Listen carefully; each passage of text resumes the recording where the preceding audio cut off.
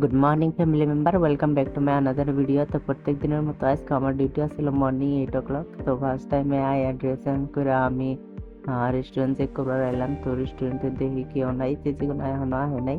আর আমি আগের ভিডিওতে কইছি আমার ডিউটি রেস্টুরেন্টে না, আমার ডিউটি লবিতে। আর যারা যারা ভাবতেছেন যে হোটেল ম্যানেজমেন্ট করবেন তারা তারা আমার ভিডিওটা অবশ্যই দেখবেন, কারণ আমি হোটেল ম্যানেজমেন্টের ভিডিও এখন বেশি দিব। হোটেল ম্যানেজমেন্টে কোন ধরনের কাম করতে হয়, স্যালারি কত মেলে, সবগুলা কথাই আমি পরের ভিডিওতে বলবো আপনাদেরকে। তো আপনারা হয়তো আবার ভাবতে পারেন যে আমি হোটেল ম্যানেজমেন্ট কোর্স করছি কিনা। তা উত্তরটা হলো না।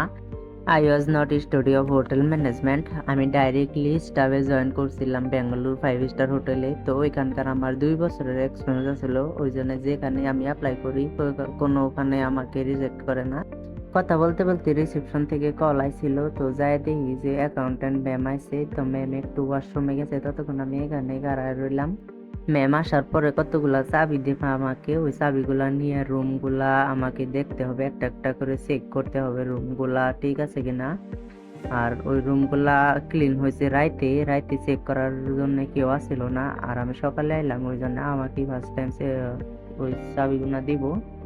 এই চাবিগুলা নিয়ে আমি এখন যাবো এক একটা রুম চেক করবার নিগে। রুমে কোনো ধরনের ওয়েস্ট বা বেড সেট কোনো অগোছানো আছে কিনা ওইগুলা দেখতে হবে।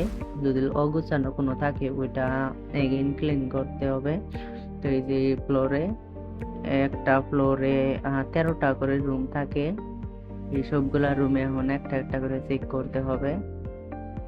আর আপনারা ভিডিও দেখা এক একটা করে কমেন্ট করবেন, যাই কমেন্ট করেন হাই হ্যালো একটা যে কোনো একটা সিন দিবেন আমাকে, তখন আমার ভালো লাগে।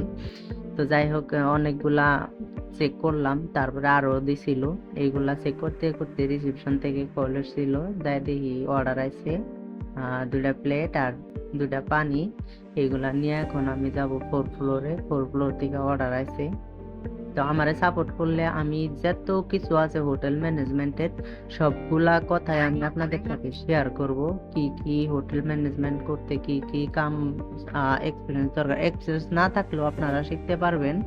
আর ফার্স্ট টাইমে কি কাম করতে হবে ওইগুলাও আমি পরের ভিডিওতে বলবো। তো যাই হোক, এই যে এই রুমটাতে অর্ডার আসছে। তো এই যে এটা বেল, এই বেল দিয়ে দাঁড়িয়ে থাকবো যতক্ষণ পর্যন্ত না না খুলে। অর্ডার এসে ভালো হয়েছে, 50 টাকা টিপস পেলাম। তো ধন্যবাদ সবাইকে পুরো ভিডিও দেখার জন্য। তো ভালো থাকেন, একটু লাইক কমেন্ট করেন। আল্লাহ হাফেজ।